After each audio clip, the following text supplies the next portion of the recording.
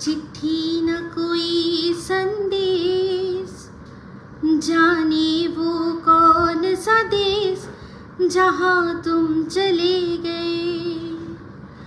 चिट्ठी न कोई संदेश, जाने वो कौन सा देश जहाँ तुम चले गए, जहाँ तुम चले गए। इस दिल पे लगा कर ठेस, जाने वो कौन सा देश जहाँ तुम चले गए। हाय, আমি Ipsita, welcome back to my channel. চলে এসেছি আবার একটা ভিডিও নিয়ে। তো আজকে ভিডিওর শুরুতে ইন্ট্রোডাকশনে যে গানটা গাইলাম, আমি জানি আপনারা সবাই মোটামুটি বুঝতে পারছেন যে কোন বিষয়টা নিয়ে কথা বলছি। তো আমার ভিডিওর মূল বিষয়বস্তু এটা নয়, কিন্তু আজকে ভিডিওর শুরুতে কথা বলতে চাই।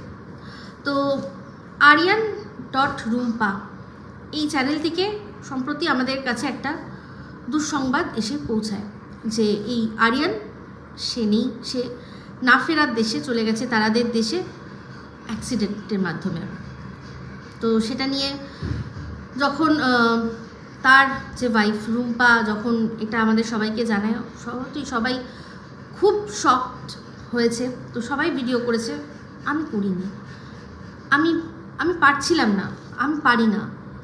তো যাই হোক, প্রথমত হচ্ছে গিয়ে এই ঘটনাটা সত্যি মিথ্যে সেটা নিয়ে উদ্বেগ প্রকাশ, অনেকে সন্দেহ প্রকাশ করেছে। অ্যাকচুয়ালি ব্যাপারটা কি বলুন তো, আমি এখানে মানুষদের সম্পূর্ণভাবে দোষ দেব না, কারণ কিছুদিন আগেই দেখেছিলাম সেই বলিউডেরই একজন, মানে সেরকম না, একদম সি গ্রেড একজন মানে অ্যাক্ট্রেস, মানে সো কল্ড অ্যাক্ট্রেস, মনে হয় নাম শার্লিন চোপড়া মনে হয়, সে নিজের ফেক ডেথ নিউজ ছড়িয়েছিল। কিসের জন্য? না জাস্ট ফর মানে চিপ পাবলিসিটি পাওয়ার জন্য, এটা পাবলিসিটি স্টান্ট হিসাবে কাজ করেছিল।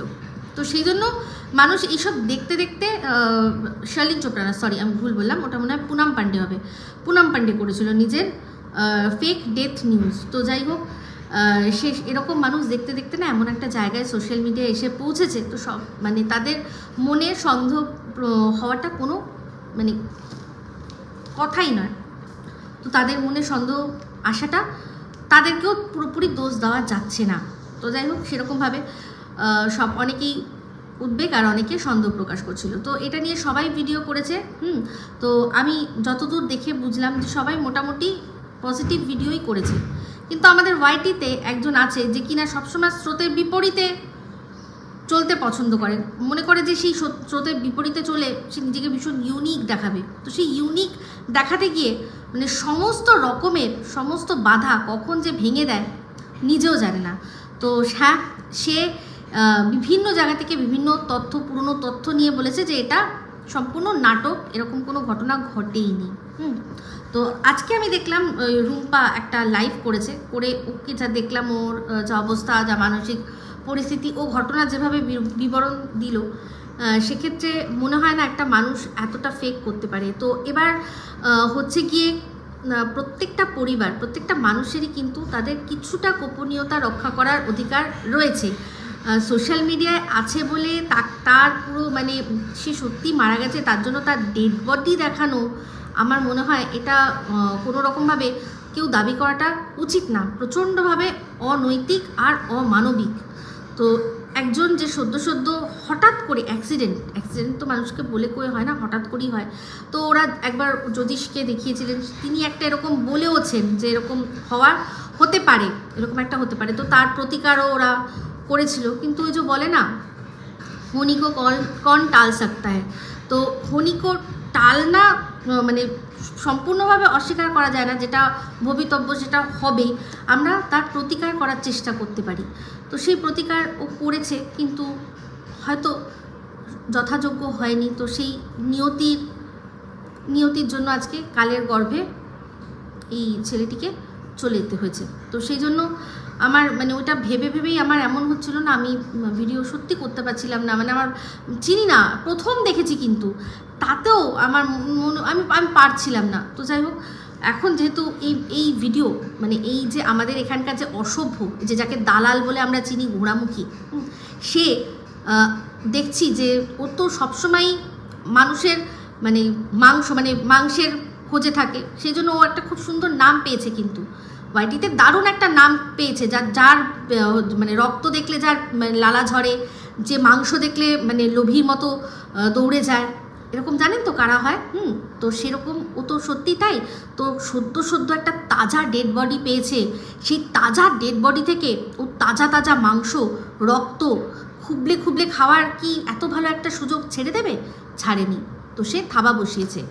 তো আমি এটাই বলতে চাই যে এই বিষয়টা নিয়ে ভিডিও করা বন্ধ হোক। যারা পজিটিভ করছেন, যারা নেগেটিভ করছেন, তার পজিটিভ যারা করছেন তারা অনেকে আমার সবাই ভালোবাসার মানুষ, তারা আশা করি বুঝবেন যে এই মেয়েটিকে আরও যত এই বিষয়টা নিয়ে ঘাটানো হবে ততই ওর পক্ষে বেঁচে থাকা খুব কষ্টের হয়ে যাবে। তো একটা লাইভ করছিল, তারপর দেখলাম ওর একটা কমিউনিটি পোস্টও দেখলাম যেখানে ও লিখেছে যে আমাদের নিয়ে ভিডিও করা বন্ধ হোক, আমি আর পারছি না।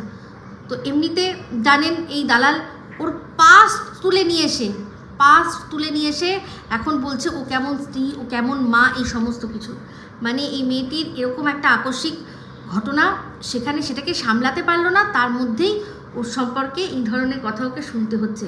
এক তো মানে নিজের ভালোবাসাকে হারানোর একটা দুঃখ কষ্ট, তার মধ্যে আবার পাস্ট থেকে মানে বলে না গড়ে মুর্দে উঠার না, তো সেই গড়ে মুর্দে মানে মৃতদেহ তুলে নিয়ে এসে সেখান থেকে পচা গলা গন্ধ বার করছে।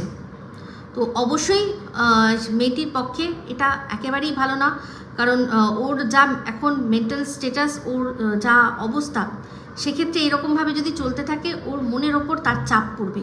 তো এই যে অসভ্য ক্রিয়েটার আছে, সে তো চাই শুধুমাত্র অন্যকে মানে কুড়ে খেতে, জাস্ট কুড়ে খেতে। তো এবার বলবো যে অনেক হয়েছে, এবার মৃতদেহ খাওয়া অন্তত বন্ধ করুন। মানে যে সবচেয়ে ইজি টার্গেট কে জানেন? সবচেয়ে ইজি টার্গেট হচ্ছে যে মৃত। এরকম আগেও কিন্তু মন্দিরার বাবাকে ও কন্টেন্ট করেছিল, মৃত ব্যক্তি যে কিনা নিজের ডিফেন্ডে কিছু বলতে পারবে না। মন্দিরার বাবা মারা যাওয়ার পর মন্দিরার বাবার সম্পর্কে অনেক কথা বলেছে, যেগুলো উনি জীবিত থাকলে হয়তো নিজেকে বাঁচানোর জন্য মানে নিজের পক্ষটা রাখার জন্য কিছু বলতে পারতো, কিন্তু এখন যখন উনি চলে গেছেন তারপর এই কথাগুলো বলা হচ্ছে, কারণ জানে যে উনি তো আর ফিরে আসবেন না নিজের পক্ষটা রাখার জন্য। তেমনি আজকে এই মাম্পিকে, তেমনি এই রুম্পাকে যেভাবে ও অ্যাটাক করছে, কারণ জানে ওর পাশটা খালি হয়ে গেছে, যে ওকে আগলে রাখতো সে ওর পাশে নেই, সেই জন্য ও আমার ভীষণ ইজি টার্গেট। আর এখনও এর সাথে আমার কোনো আইনি ঝামেলায় জড়ানো হয়নি, তো কোথাও আমার কোনো কেস চলছে না একে নিয়ে আমার, তাই জন্য আমি বিন্দাস একে নিয়ে বলতে পারি। তো প্রথম তো নাম ধরেই শুরু করেছিল, যা বুঝলাম, তারপরে যেই বুঝলো যে এবার বেগদিক হতে পারে, কারণ রুম্পা কিন্তু বলেই দিয়েছে যে আমি চাই না আমাকে নিয়ে কোনো ভিডিও হোক, আপনারা কেউ আমার পারমিশন দেননি, তাও আমাকে নিয়ে ভিডিও করে যাচ্ছেন, আমি চাই না।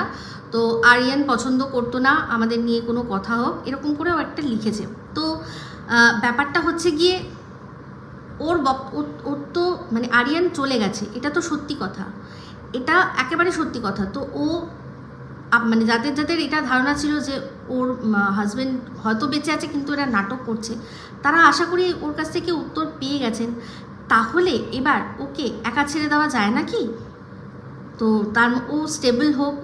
এবার ও যদি ভিডিও করে, ভিডিওর মধ্যে যদি এমন কিছু থাকে যেটা নিয়ে কথা বলা উচিত, সেটা অবশ্যই বলাবে, কিন্তু এই রকম মেন্টাল স্টেটে এখন ওর পাস্ট তোলার কি কোনো মানে হয়? আমি এটাই জানতে চাই। বাকি ভিডিওর মধ্যে যদি ওর কিছু ভুল দেখি আমরা, সেটা অবশ্যই আমরা বলবো, সেটাকে ওর শুধরে নিতে হবে, না হয় ইগনোর করতে হবে। কিন্তু ও কীরকম ছিল, ও কীরকম স্ত্রী, কীরকম মা, বা আরিয়ানের সম্পর্কে ছোট বড় কথা যে কিনা নিজের পক্ষটা রাখতে পারবে না, যে না এরকম হয়নি, না ওরকম হয়েছে, তো তাকে এরকমভাবে অ্যাটাক করার কি কোনো মানে হয় বলুন? তো আমি তো অবাক হয়ে যাচ্ছি এটা দেখে, যে যারা কিনা এই ঘোড়ামুখী যারা দর্শকরা আছেন, তারা কি ওর এই জিনিসটাতেও সাপোর্ট করবেন, যে একটা মৃতদেহকে খুবলে ও মানে পোস্টমর্টম করবে, সেখান থেকে সব করবে, আর সেগুলো আপনারা বসে বসে তাড়িয়ে মজা নেবেন? আপনাদের মাথায় এটা আসবে না যে মেয়েটি তার স্বামীকে সদ্য সদ্য হারালো, তার মনের মধ্যে কি চলবে এই ভিডিওগুলো দেখলে। মেয়েটি বলছেও যে আমি কিন্তু দেখেছি, আমি অনেক ভিডিও দেখছি, আমি চাই না সেই আমাকে নিয়ে ভিডিও ওরকম হোক। তাহলে চিন্তা করে দেখুন, মানে ওর কি মানে এতটাই ওর কন্টেন্টের অভাব হয়ে গেছে, মানে ভাবতে পারছেন এতটাই ও মানে পুরো কন্টেন্ট লেস হয়ে গেছে। মানুষের সম্পর্কে ভুলভাল বলতে বলতে বলতে বলতে তাদের সাথে আইনি ঝামেলায় জড়িয়ে ওর এখন এমন একটা অবস্থা হয়ে গেছে যে ও আর লোক খুঁজে পাচ্ছে না যে কাকে নিয়ে ও বলবে। সেই জন্য একদম সদ্য সদ্য একটা টাটকা মৃতদেহ সেটাকে নিয়ে বসেছে। কন্টেন্টের যে অভাব প্রচুর সে তো ওর ভিডিওর মধ্যেই বুঝে গেলাম। কারণ এই যে এই ঘোড়ামুখী একসময় একটা কথা বলেছিল না, সেটা নিয়ে বলছি, কিন্তু তার আগে আমি এই বিষয়টা শেষ করি। তো অবশ্যই চাইবো রুম্পাকে একা ছেড়ে দেওয়া হোক, ওকে ওর মতো থাকতে দেওয়া হোক। ওর এখন এই রকম যা অবস্থা, সেক্ষেত্রে ওর প্রচুর সময় লাগবে নিজেকে গুছাতে।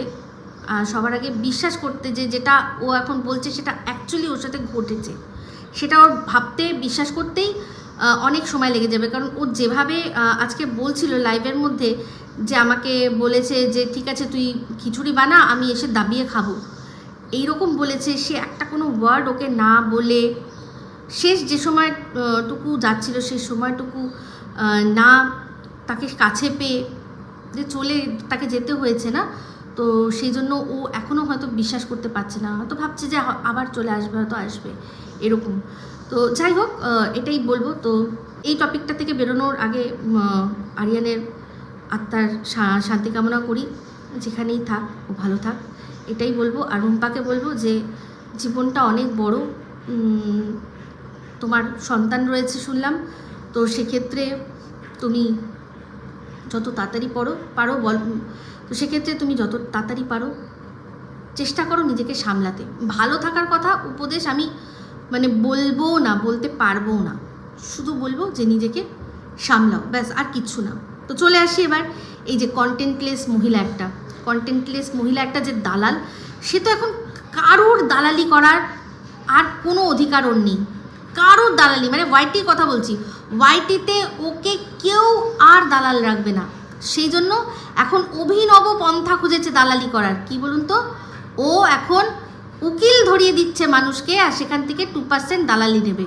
যেরকম মানুষ ঘর দেখিয়ে দেয়, দেখিয়ে যখন ঠিক হয়ে যায়, টেনেন্ট চলে আসে, তখন দালালের কাজ কি হয়, ঘর মালিকের কাছ থেকেও একটা টাকা নেওয়া, আবার যাকে ঘর দেখে দিল তার কাছ থেকে তো পুরো 1 মাসের মাইনেটা যে ভাড়াটা সেটা আদায় করে।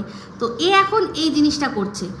চিন্তা করে দেখুন যে কিনা এই প্রীতম রিমিদের সম্পর্কে 2 দিন আগেও আমার স্টাইলে বলেছে যে they are not my cup of tea. ওদের আমি ওর প্রথম দিনই এই ডায়লগটা দিয়েছিলাম, they are not my cup of tea, একেবারেই না, কোনো দিক দিয়ে রিলেট করতে পারি না আমি এদেরকে। কারণ এরা একে অপরের যখন কল রেকর্ডিং শোনায় তখনই আমি বুঝে গেছি এটা কিন্তু আমার ওদের নিয়ে প্রথম বক্তব্য। আজ সেই আমারই কথাগুলো ও রিপিট করছে একটু এদিক ওদিক করে, সেম কথাই, যে ওরা শুধু পারে একে অপরকে কল করতে আর সেটা রেকর্ড করতে আর সেটাকে কন্টেন্ট বানাতে। আমি তো প্রথমেই এই কথাটা বলেছিলাম যে আমি রিলেট করতে পারি না যে একটা সম্পর্কের মধ্যে একজন হাজব্যান্ড ওয়াইফ তারা দুজনে কথা বলছে, তারা একে অপরের কল রেকর্ড করছে। এটা শুনেই তো আমি মানে প্রথমেই বুঝে গেছি যে এটা কী ফ্যামিলি। তো কখনো সেই ফ্যামিলির মানুষদের সম্পর্কে আমি জাজই করতে যাব না, কারণ তাদের মেন্টালিটি আমার মেন্টালিটি ম্যাচই করবে না। তো তাহলে আমি কি করে জাজ করব, কি করে বুঝবো? এরা মানে একদম গায়া গুজরা, একেবারে গায়া গুজরা, মানে ফালতু ফ্যামিলি, বাজে ফ্যামিলি একটা হয়, তারপর আসে এরা, তারপর আসে আরও মানে প্রো ম্যাক্স ক্যাটাগরিতে থাকবে এরা। তো এদের নিয়ে কোনো দিনও আমি কোনো দিনও কোনো কন্টেন্ট করব ভাবতেই পারি না। তো এরকম এর আগে ভাববেন না কিন্তু, এই যে প্রথম আহ্বান জানাচ্ছে ওই পরিবারে যাওয়ার, এর আগেও একবার যখন কিনা দেখেছিল সীমা প্রীতমের পাশে দাঁড়িয়েছে, তখন ও হঠাৎ করে কোথায় কি পান্তা ভাতে ঘিয়ের মতো ঝাঁপ দিয়ে লাফিয়ে এসে একটা ভিডিও করেছিল, আর সেখানে বলেছিল বলে দাও, গিয়ে যাও বলে দাও পিপালকে, বলে দাও তার কমিউনিটি সাজিয়ে রাখতে। কারণ তখন দেখেছিল যে পিপাল কমিউনিটিতে দিচ্ছিল। এই যে আমাদের সুপার বৌদি রিনা আমাকে বলছিল যে কি গো তুমি তো এখন আর বলোই না, তো চোপার বৌদিকে নিয়ে অনেক দিন কিছু বলা হচ্ছে না, কারণ চোপার বৌদি তো এখন চোপাকে নিয়ে সেরকম কিছু বলছেই না, উল্টে বকা দিচ্ছে। তো সেক্ষেত্রে আমি কি করে বলি বলো? তো যেদিন বকাঝকা ছেড়ে আবার ওর দালালি করা শুরু করবে সেদিন আবার বলবো, ঠিক আছে? তো এখন আমার বদসুরতির ভিডিও দেখা হয় না, একেবারেই দেখা হয় না, কারণ এখন ওনার সাবজেক্ট চেঞ্জ হয়ে গেছে। তো যাই হোক, সেখানে দেখলাম যে যখন দেখেছে যে এই পিপাল এই আমাদের ফ্যাশন দিদিকে, মানে সুপার দিদিকে একটার পর একটা ভিডিও সব কমিউনিটিতে তুলে দিচ্ছিল, সেই সময় দেখে ওর একবারে মানে কি বলবো, চক্ষু চড়ক গাছ। তাহলে আরে বাবা, তাহলে তো বেশ ভালো ব্যাপার। তখন ও যে সীমা পাকাপাকিভাবে দাঁড়ালো প্রীতমের পাশে, তখন চলো এবার তো তখন প্রীতমের পাশে না, তখন কি করবে? তার অপোজিট পার্টি কে রয়েছে না, আমাদের রিমি। তো রিমির পাশে দাঁড়ানোর জন্য আগে বললো রিমির মাকে খবর দাও, রিমির মাকে খবর দাও যে ওর মেয়ের পাশে আমি দাঁড়িয়েছি, তার মানে আমার ভিডিওগুলো যেন উনি ওনার কমিউনিটিতে জায়গা দেন, এরকম করে ফার্স্ট একটা ভিডিও করেছিল। তো যখন প্রথমে যখন মানে আমার মুখে যখন শুনেছিল আমি ওদের নিয়ে ভিডিও করবো না, তো যখন এই বিষয়টা প্রথম খুব বেশি হাওয়া নিয়েছিল, তখন ওর কমেন্ট বক্সেও কিন্তু কমেন্ট এসেছিল যে এদের নিয়ে তুমি ভিডিও করবে না। তখন কিন্তু ওই ঠিক সেম আমার স্টাইলে যেরকম আজ বলেছে তেমনি সেরকম, আজ না, আজ তো অন্যরকমভাবে বলেছে, কিন্তু তখন সেরকম একটু ঘুরিয়ে ঘাড়িয়ে বলেছিল যে না না না ওদের ভিডিও আমি দেখি না, না আমি জীবনে আমার কন্টেন্টে যদি অভাব হয়ে যায়, কোনো দিনও যদি দেখি যে কিচ্ছু বলতে পারছি না, তাও আমি ওদের নিয়ে বলবো না, এরকম বলেছিল। তারপরেই পিপালকে বলেছিল, তো পিপাল পাত্তা দেয়নি, কারণ পিপাল মানুষ বোঝে, আমার যতদূর মনে হয় মানুষ বোঝে, জানে যে এইসব সাপখোপকে নিয়ে কোনোভাবে কিছু করার দরকার নেই। তো এই সাপ শুনলে তোর খুব রেগে যায় ও, না গিনি না গিনি না গিনি না গিনি না গিনে ডান্স নাচ না না গিনি না গিনি। তো যাই হোক, যেটা বলছিলাম, তো সেখানে ও কি করলো, তখনও কিন্তু একবার বলেছিল মেহেন্দি লাগা কে রাখনা, ডোলি সাজা কে রাখনা, কমিউনিটি ঝাড় দে কে রাখনা। তো পাত্তা পায়নি, তো একটা দুটো ভিডিও করেছিল, কেউ পাত্তা দেয়নি। তো তখন ও ব্যাক টু দা আবার ওর গুন্ডাগুন্ডিতে ফিরে গেছিলো। তো যাই হোক, এবারও এখন দেখছে যে কিচ্ছু করার নেই, আর কোনো কন্টেন্ট নেই, সেই জন্য এখন যাদের নিয়ে বলেছিল যে আমার কাছে কন্টেন্ট না থাকলেও আমি এদের নিয়ে ভিডিও করব না, এখন দেখছি তাদের নিয়ে ভিডিও করছে।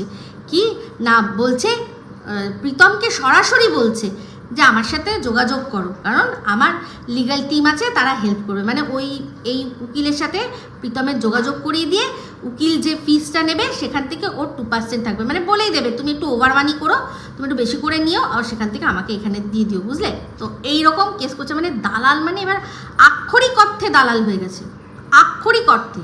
না আমি বলছি না যে এটা কোনো খারাপ কথা, অবশ্যই এখন আজকের ডেটে মাগনায় কে কার জন্য কি করে, সেক্ষেত্রে ও যে আর কি ওর যার মানে যে অ্যাডভোকেট যিনি আছেন, যিনি লয়ার আছেন, লয়ার অ্যাডভোকেট যাও যাই না, যে মেয়েটি ওর হয়ে কাজ করছে, সেই মেয়েটি তো ওখান থেকে ছেড়ে এখানে এসে ওর পাশে দাঁড়িয়েছে অনেক, মানে ওই মেয়েটি যেটা করছে সেটা উকিলের ঊর্ধ্বে, সেটা উকিলের কাজ নয়।